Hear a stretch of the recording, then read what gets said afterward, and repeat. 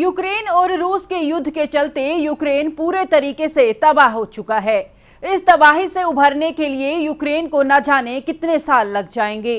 वहीं कुछ ऐसे देश भी हैं जो खुलकर यूक्रेन का साथ नहीं दे रहे, लेकिन अमेरिका ने इस पर अपना रुख साफ किया है। रूस के साथ युद्ध कर रहे यूक्रेन की अमेरिका ने मदद और तेज कर दी है।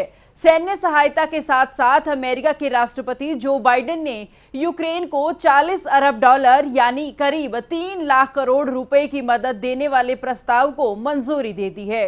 इस जंग में रूस के खिलाफ अमेरिका बड़ा मददगार साबित हो रहा है।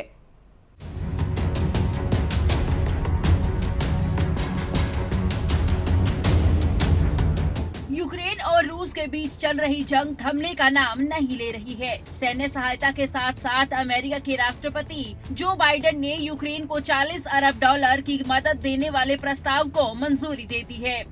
उन्होंने सोमवार को इस प्रस्ताव पर हस्ताक्षर किए। सैन्य सहायता के तहत अमेरिका यूक्रेन को खुफिया जानकारी दे रहा है। अमेरिकी मदद के कारण ही यूक्रेन रूस के कई सैन्य अधिकारियों को मारने के अलावा उसका युद्धपोत डुबोने में कामयाब रहा। इतना ही नहीं, बाइडेन ने यूक्रेन का मनोबल बढ़ाने के लिए अपनी पत्नी जिल बाइडेन को भेजा। Centre for European policy analysis की अध्यक्ष एलिना पोलियाकोवा ने कहा कि अमेरिका यूक्रेन को सैन्य मदद के साथ साथ आर्थिक सहायता इसलिए दे रहा है ताकि वो अपनी रक्षा कर सके। यूक्रेन को दी जाने वाली इस आर्थिक मदद को अमेरिका की रिपब्लिकन और डेमोक्रेटिक दोनों ही पार्टियों के नेताओं ने अपनी स्वीकृति दी है।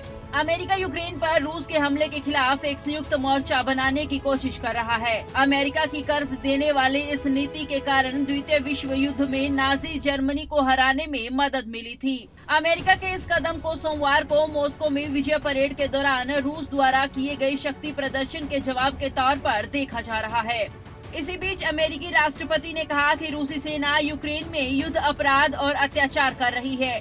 आम लोगों को संकट और अनावश्यक विनाश का सामना करना पड़ रहा है।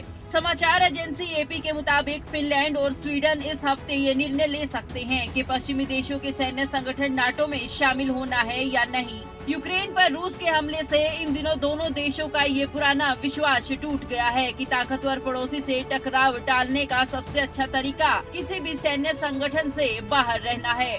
न्यूज डेस्क, खबरें अभी तक।